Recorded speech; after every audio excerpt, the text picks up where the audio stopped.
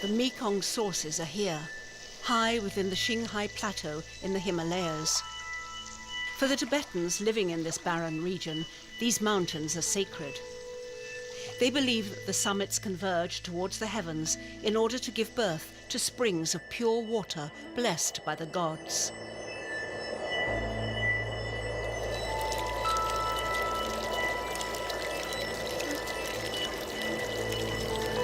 There are over 400 streams that link up into two great tributaries and become a river at Kangdu, a town located near Mount Jifu, some 5,200 meters above sea level.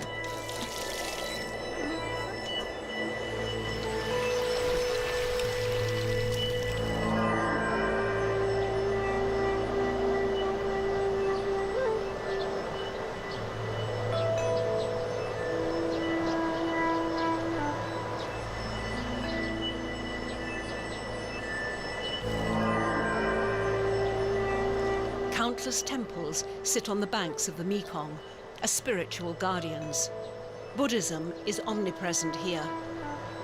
Most of the 700 million people living along the river are Buddhists. The Mekong is sacred, as can be witnessed by the many ceremonies held in its honor. The 5,000 kilometers Mekong is one of the longest rivers in the world. This captain of waters is protected by the gods.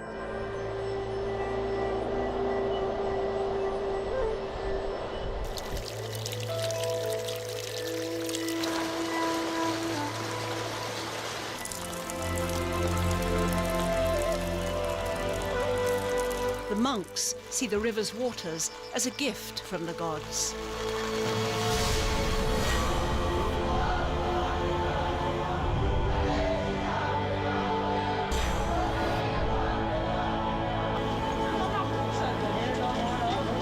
But the Mekong has one main purpose. It must irrigate a basin of some 2.5 million square kilometers, the Great Mekong, and feed a territory that is half the size of Europe.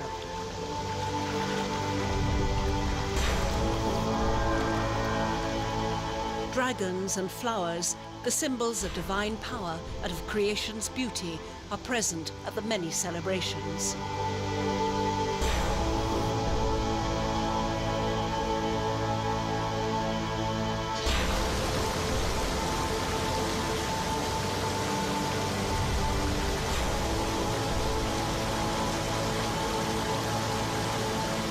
"320 million people live in Great Mekong, forming communities that live in harmony with the river.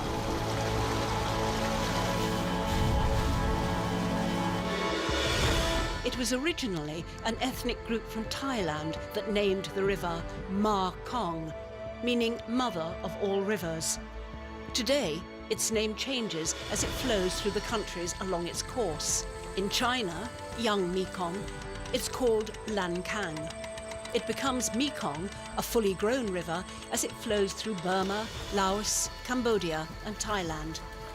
Finally, in Vietnam, it is known as Long, the Nine Dragons River, after the 9 branches of the delta. Whatever its name, it is the soul of Southeast Asia, a keeper of secrets.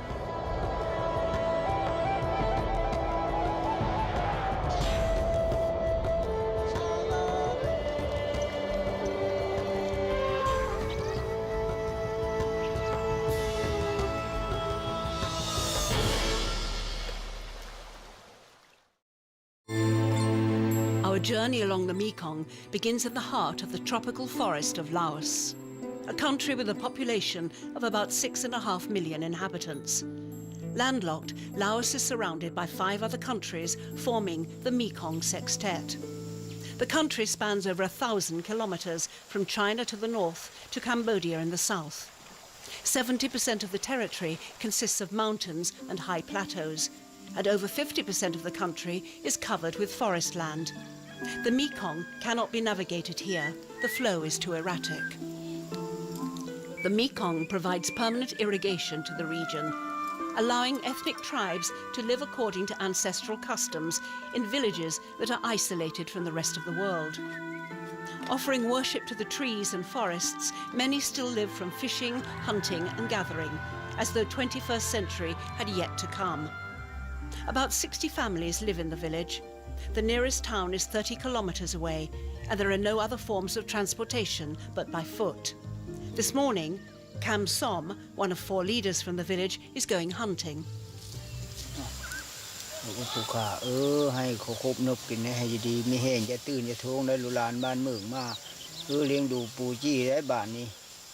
Holy Spirit, I am going into the forest to find something to eat. Do not be offended. Please bless me in my search for food and help me return home safely.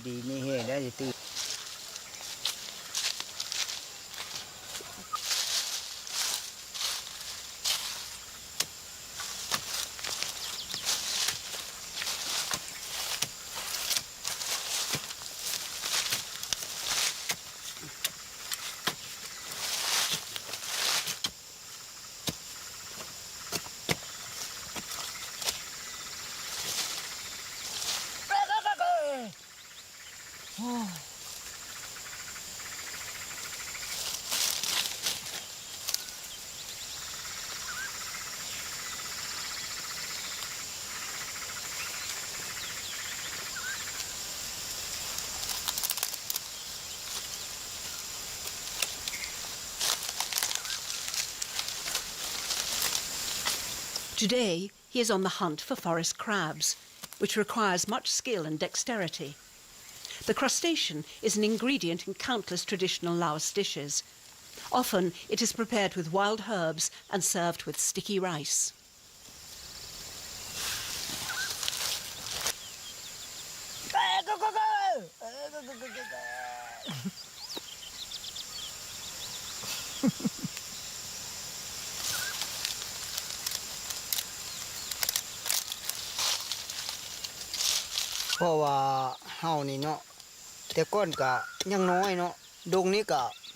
This tropical forest is immense. Yes, really immense. It takes days and days to come out.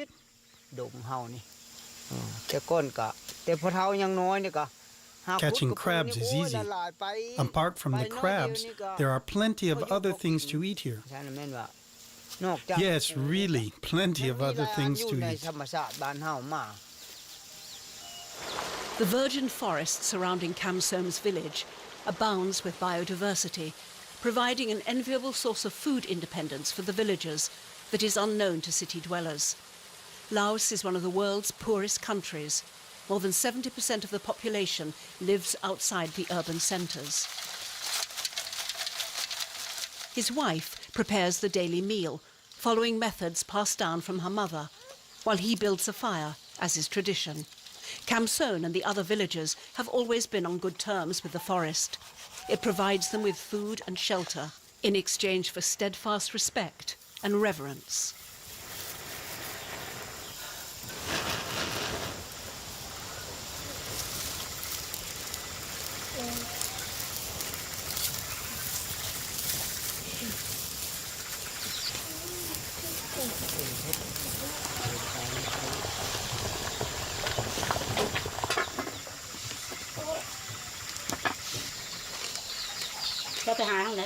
Where did you find the crabs?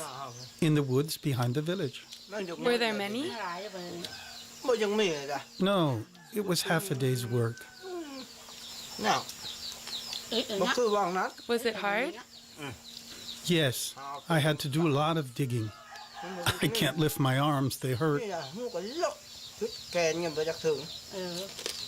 What will you do tomorrow? I think I'll go fishing. Where? Over there by the river near the village. There aren't as many crabs as before. They are getting harder to find.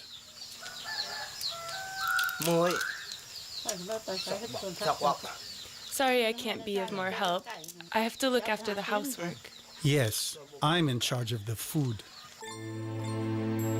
A little further north, on the edge of the tropical forest in the province of Yunnan in China, there is a village called Dai.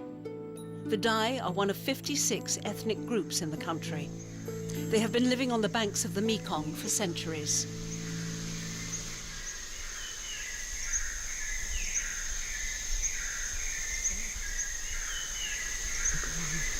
We are about to meet Bo Guang Zhao. He also makes a living from the forest. He and his family lived in the heart of the forest for many years, until the entire village was displaced in order to make room for a wildlife sanctuary, mostly for elephants and tigers. Bo Guang Zhao's transition to a new life has been a success.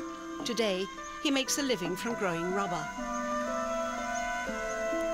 For the past few years, many, like Bo Guang Zhao from the province of Yunnan, have been encouraged to abandon isolated forests and mountain ranges in order to take part in emerging economic and social structures. We have 200 square meters of rubber plantations that bring us 30 to 40,000 yuans a year. The village owns about 20,000 square meters of plantations. Each family has a color TV set, a fridge, a motorbike, and a tractor. Our lives have improved.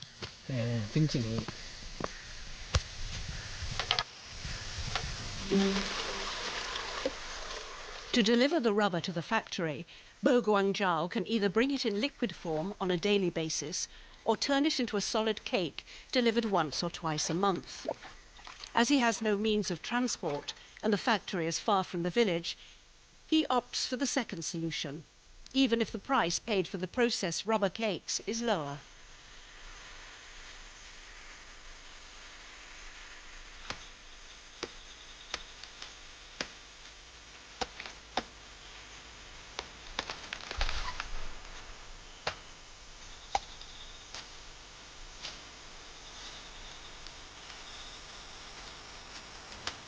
Dai cooking is rich in traditional dishes that include bamboo shoots, which are favoured among the forest inhabitants. Bamboo stems are used to cook rice or store water. The long pipes are also used for building houses or making fences. Cut into strips, bamboo can be transformed into everyday household items like baskets or summer beds. Bo Guang Zhao is distracted by another preoccupation.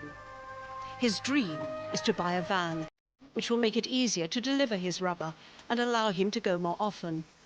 With a van, he can also start transporting people and other goods and diversify his income, which for the moment is solely based on rubber.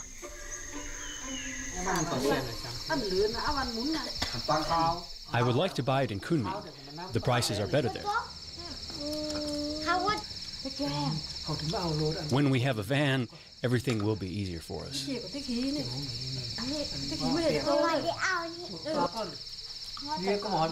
In Kunming, prices are more interesting than in Jinghong. The difference is 1,000 to 2,000 yuans. I'll go with a friend to pick the car. Be careful. When will you be leaving? On the 26th, and we'll be back on the 30th. We'll only be staying one day in Kunming. We won't even have time to visit.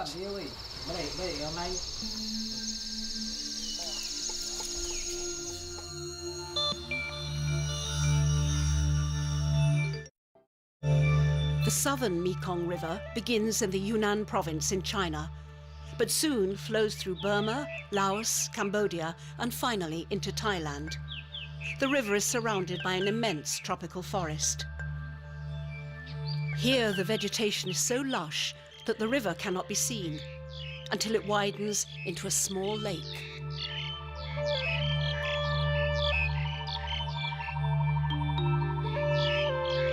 In this part of Southeast Asia, where plants have been immersed and nourished by the sacred waters of Tibet for centuries, the biodiversity is singular, a paradise on earth.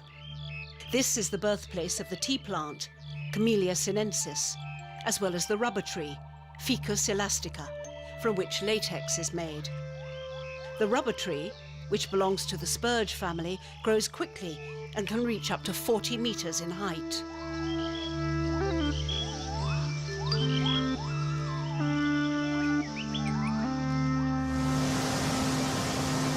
The The river and its tributaries supply an abundant but essential source of humidity to the plants and animals of the forest. Tropical mist, which floats above the trees, plays a vital role in keeping the forest cool.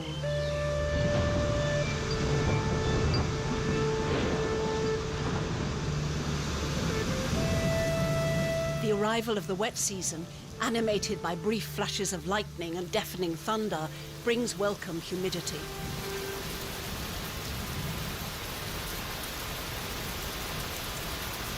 Heavy rainfall dominates the land for 6 months, infusing it with warmth and dampness. After follows the clear, dry season. The two tropical seasons oscillate, shaping an ecosystem that is unique in the world.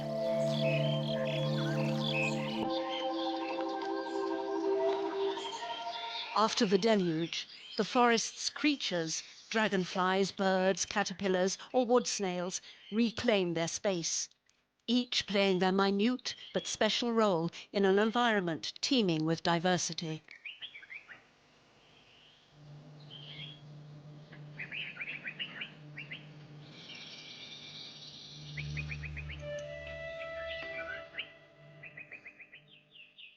It is a permanent struggle for survival for the creatures here, as this venomous snake knows. Known as the Asian spearhead, it must patiently wait, sometimes for long periods, before an adequate prey crosses its path.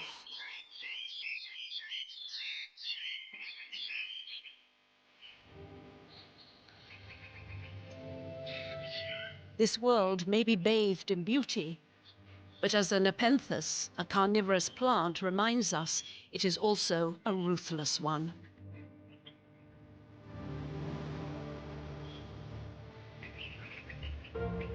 A great number of endemic species share this habitat, and each one plays a part in preserving the incredible diversity of animal species. One can easily imagine that any reduction in the surface of the forest endangers this diversity. The tropical canopy harbors an assortment of monkeys, such as this gibbon, as well as makakis. The canopy is the outer layer of the forest, and at about 30 meters above ground, it acts as the interface between the forest and the atmosphere. It functions as a sun trap, setting in motion the processes that govern the entire forest. Plant productivity is at its most intense here, particularly for gland plants, fruits and seeds, which is why an entire fauna lives on the canopy, insects, birds and bears that feast on wild honey.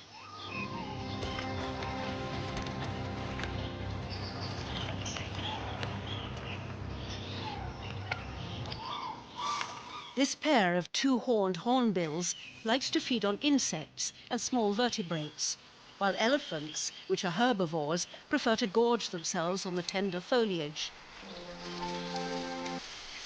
Asian elephants, smaller than their African cousins, live in herds of 8 to 10, led by an elderly female.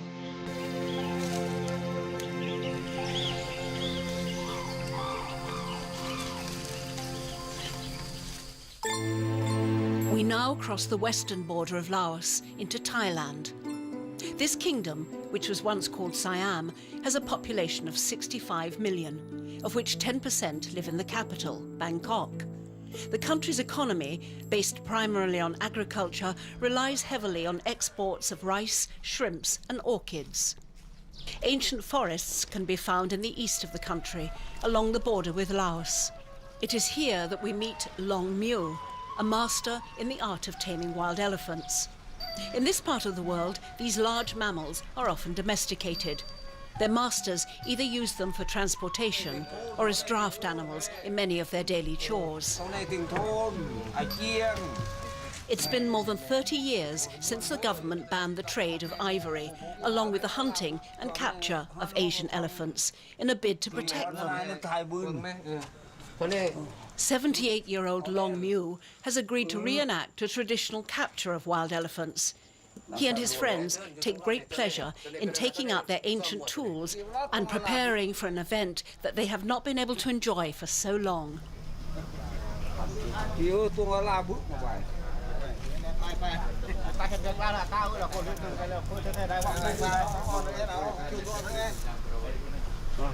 The capture and taming of elephants has traditionally been practiced by the Kui tribe, a tribe now reduced to some 30,000 people. They are skilled at fashioning the ropes used for capture, which are an essential tool for hunting elephants. The ropes are made of the skins of 3 different types of buffalo and are solid enough to last a century.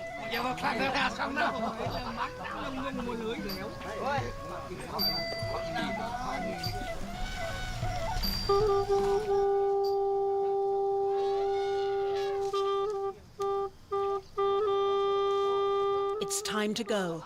Equipped with tools from a remote past and as excited as children, these septuagenarians are ready for the adventure.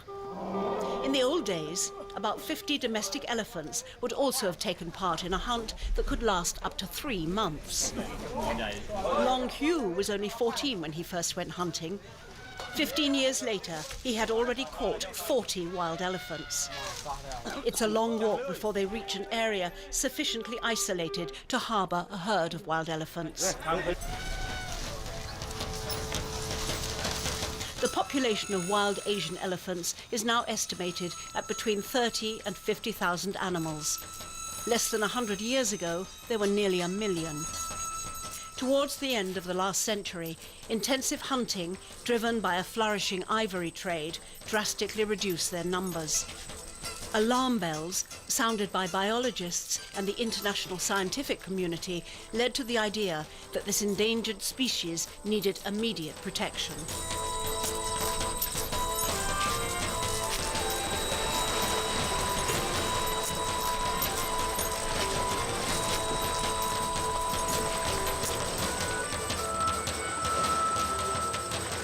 In order to increase their chances, the happy troop of hunters must keep away from inhabited areas and follow a more rugged route. Wild elephants are generally found near the forest's edge, near streams, rivers, and small lakes.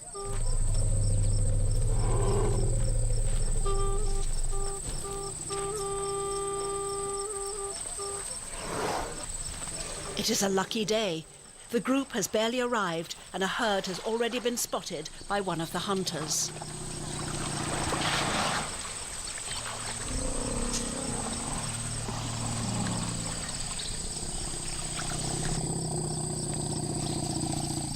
A cigarette is lit in order to work out the direction of the wind. This helps determine the best way to approach the herd, to avoid detection.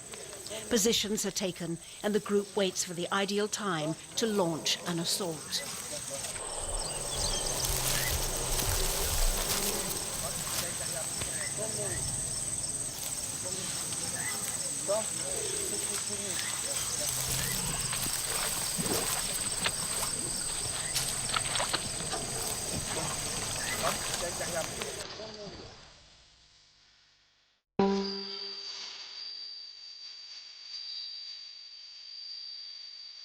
On our return to Laos, Kam Som and his wife take us along to gather more food.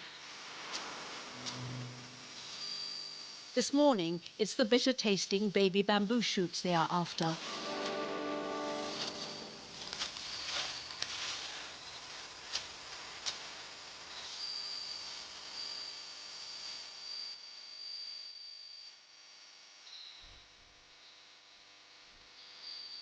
The villagers do not grow vegetables. Everybody relies on the forest to provide what they need. Most often, the villagers return with bitter bamboos.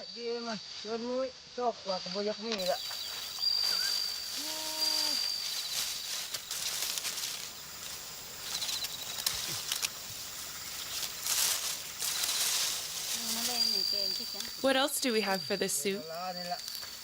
Bitter bamboos are very good, even alone.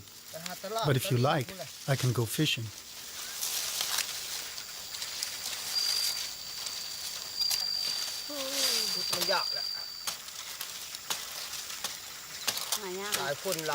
There have already been too many people here. There are less and less. Bitter bamboos are getting harder and harder to find.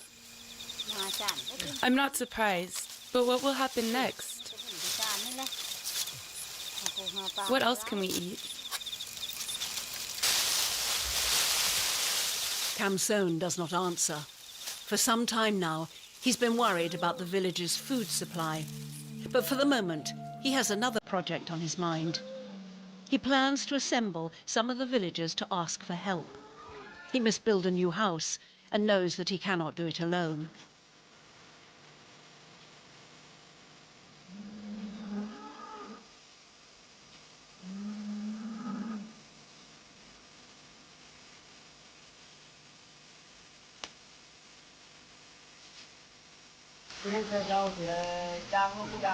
I don't have a lot of money. If you could help me.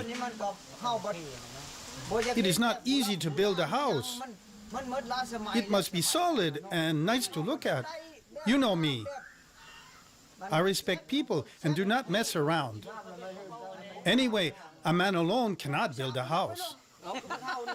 Once it is finished, we will drink wine and celebrate. I have nothing else to offer you.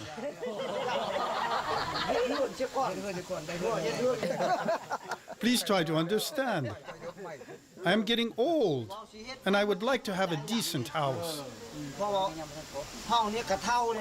I will leave it to my children when I die.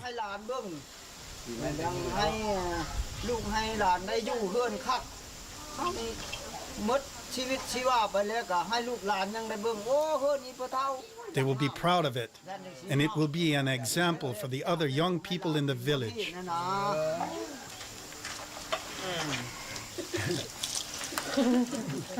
With the help of his family, he starts preparing the traditional rice wine that will be used to celebrate his new house. Faster. Do not waste time.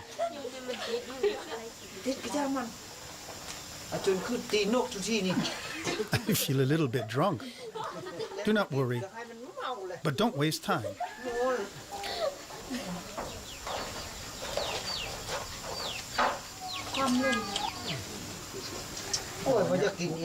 In this region, the rice wine is called lao lao. The fermentation process gives it an alcohol content that can reach up to 17 degrees. For those who aren't used to it, the wine has a reputation for making you dizzy.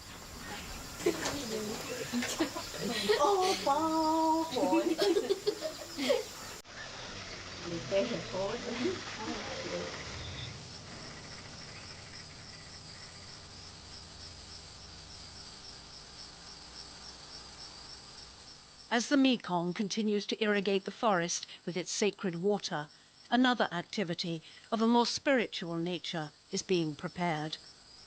For centuries, the Festival of the Trees has been celebrated on the first day of the 12th month, according to the Lao calendar.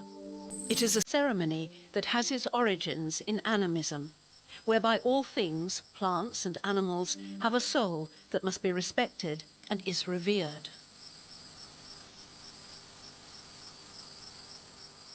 This time, the festival will be worshipping the god of trees, who is being entreated to protect the village and offer it a peaceful future.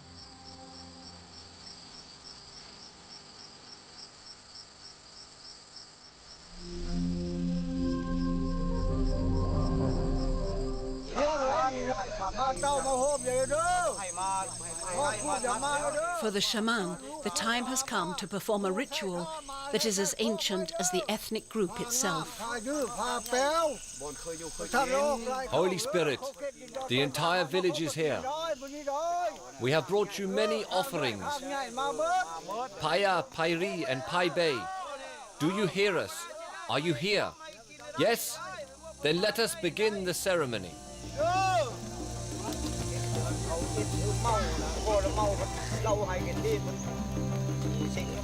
When you take something from the forest, you must give something in return.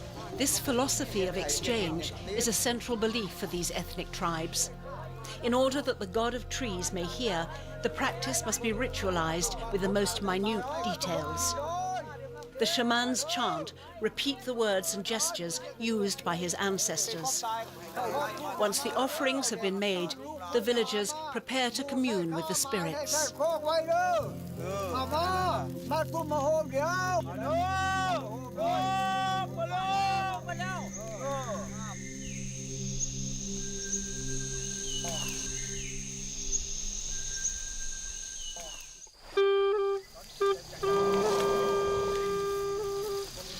Back to Thailand. The group is finalizing the attack plan. Everyone is getting ready.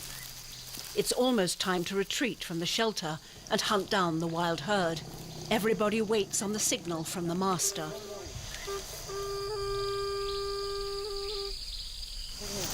All of a sudden, the attack begins.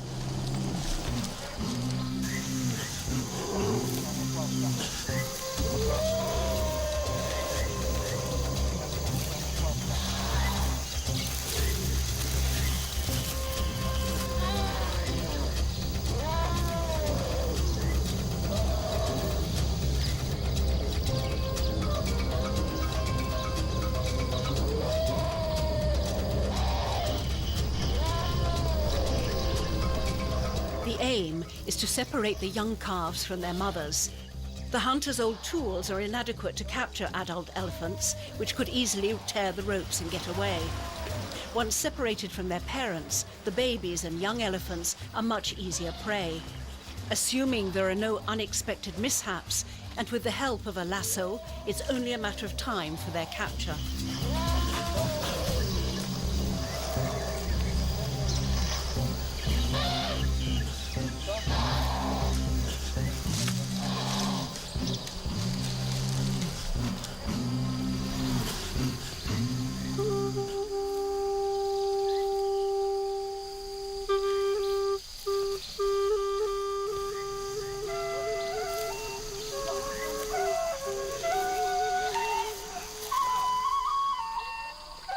At sunset, Long Hu takes a last bathe in the sacred waters of the Mekong, putting an end to the kind of day he has not enjoyed for a very long time.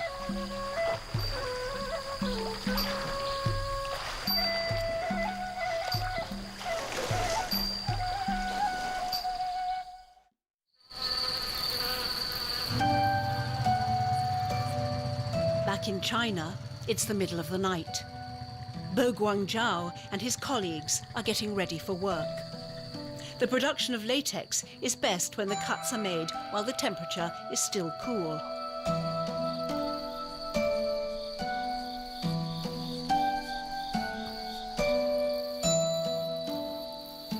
New trees are being prepared, and some of the older cuts will be reopened. Spiral incisions are made in the bark of the trees, allowing the latex to seep through the lactiferous channels, dripping into the pots underneath.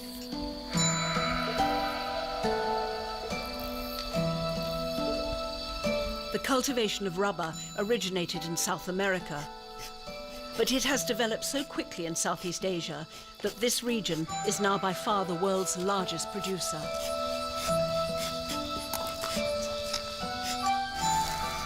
Its French name gives us a clue to its origins.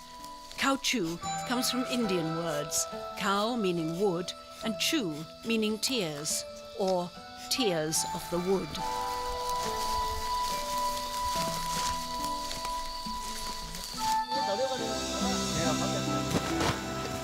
The next day, the village's small cooperative must load the large rubber cakes onto the truck to be taken to the factory where the rubber will be processed.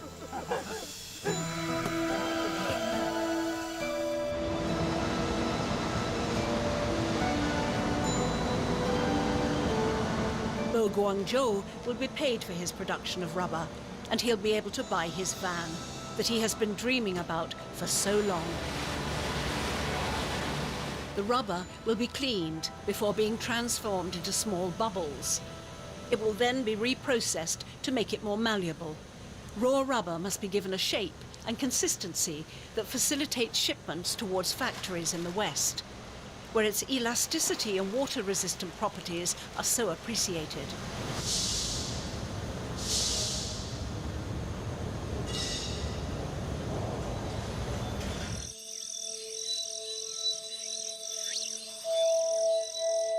Rubber plantations thrive in tropical rainforest conditions, which is why so much is cultivated here. This region has become the biggest producer of raw rubber in the world. The cultivation of it on an industrial scale in the Great Mekong region has become a cause for concern. The result has been a reduction in the surface of primary forest, along with a worrying decline in biodiversity. Certain areas have already been overexploited, and they signal the dangers that lie ahead. It is hoped that authorities will have the wisdom to limit the areas licensed for the cultivation of rubber.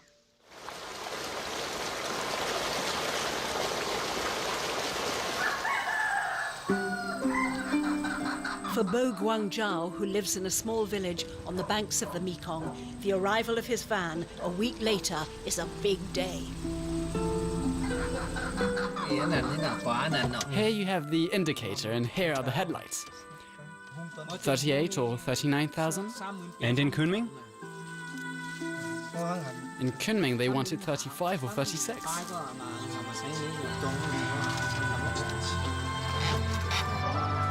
For a community that has lived isolated in the forest for so long, an event such as this one must be celebrated. What could be more appropriate than leaves stuffed with rice? It is the elders who prepare the dish most skillfully, but young people also realize that sooner or later they will also have to learn.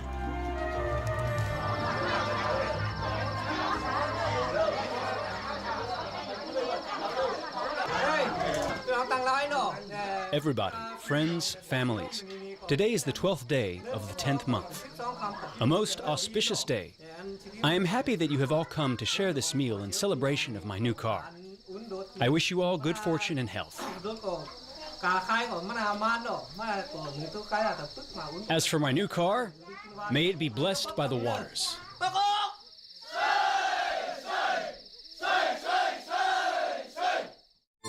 We return to China, in the south of the province of Yunnan, to visit a sanctuary for elephants. It is in Xishuangbanna, where the Mekong flows next to one of the richest and most beautiful virgin forests, that the authorities have set up an impressive sanctuary aimed at protecting endangered flora and fauna species. Some 200 wild elephants live here.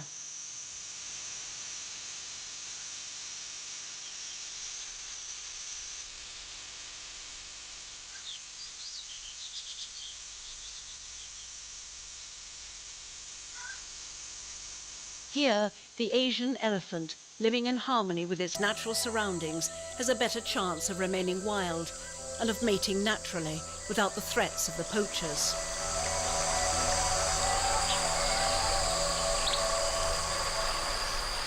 Without the threat of man, elephants can live according to their own codes, ensuring the survival of the herd.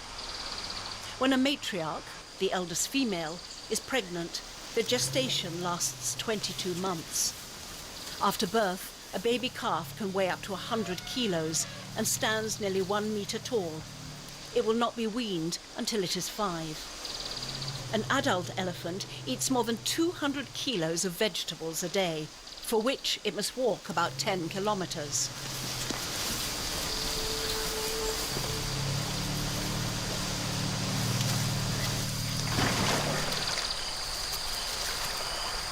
The first moments after birth are the most critical for a baby elephant. Freshly emerged from its mother's womb, it is most vulnerable. It's rare, but sometimes the baby does not survive. The most common cause of death is an infection in the umbilical cord, most prevalent during the rainy season.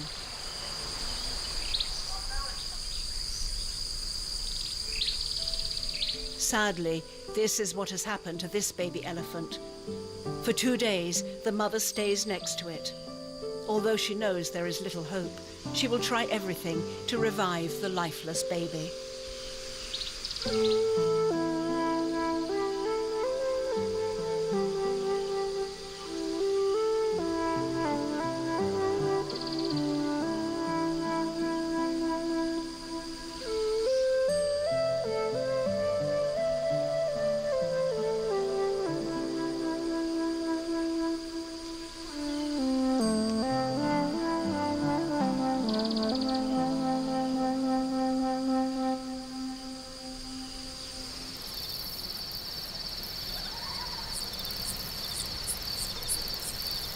Even at night, when the sanctuary wardens are near, the mother remains to protect her feeble offspring.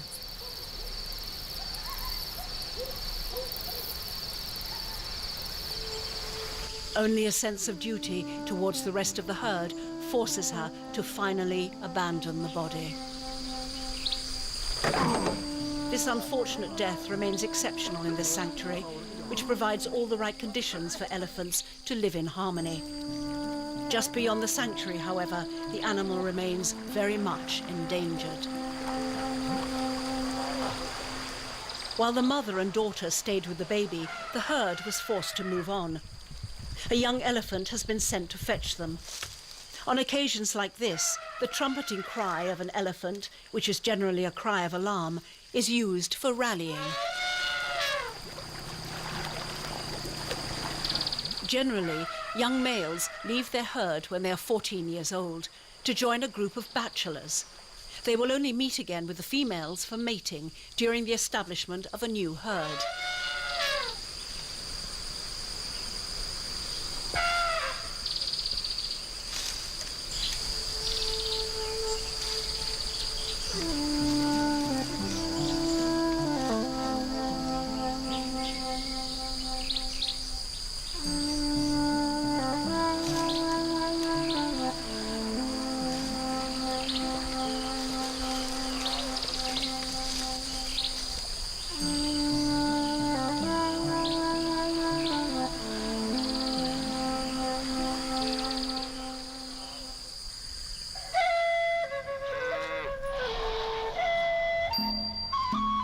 Back in Thailand, Long Hu is taming elephants in the manner he has done for 30 years.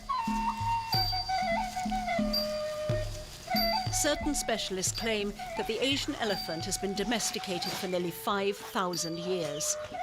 A close ally, it has helped man erect palaces, buildings and sacred temples throughout Southeast Asia, such as the site at Angkor.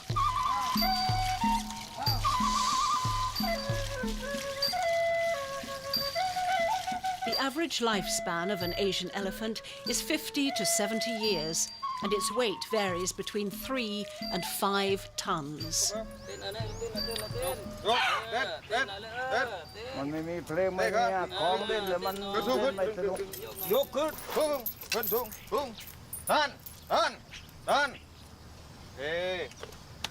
The elephants are Long Hui's life. It is with the utmost devotion that he teaches them the most basic of skills needed for their existence among men.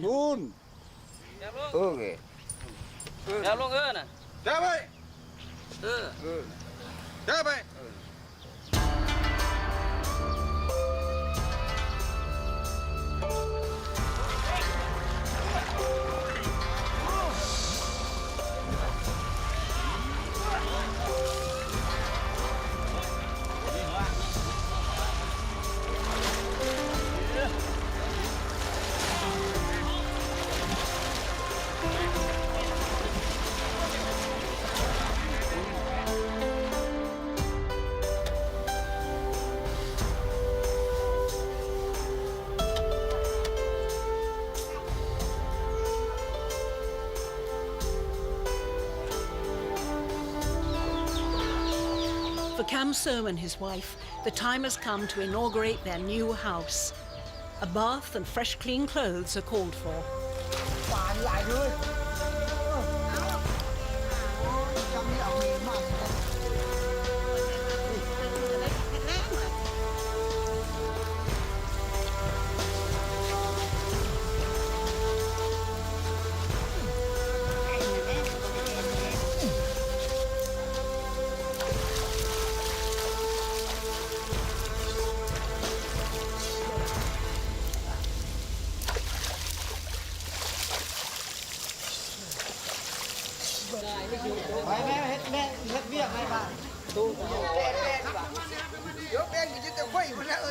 The villagers anxiously await the start of the ceremony. They're here to celebrate the new house of their leader, to the sound of ancient music and the rhythm of traditional dances. The Lao Lao is an essential part of the feast.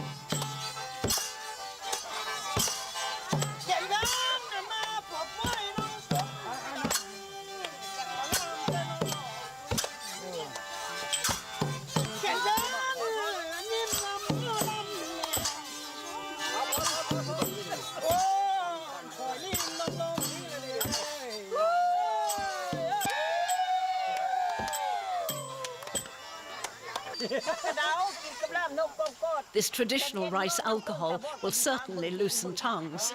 Not that all of the exchanges can be understood.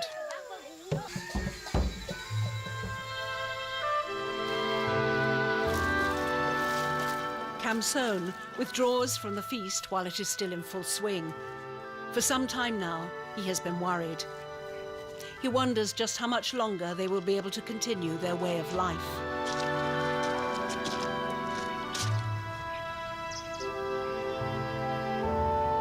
How much longer will they remain sheltered from the threat of deforestation, intensive rubber cultivation and pollution?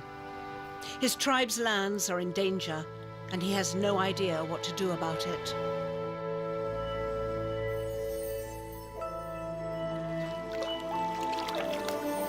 Having met the people of the tropical forest, the curious traveller can also discover the lives of people who, for millennia, have depended on fishing and farming.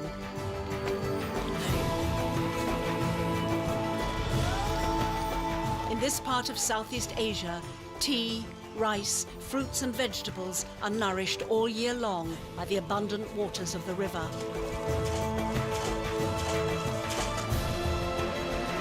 But modern times have transformed the Mekong's basin into the world's leading agricultural export market. During this time of change, the people of the Mekong must heed the important challenges that await them to ensure the sustainable development of their region.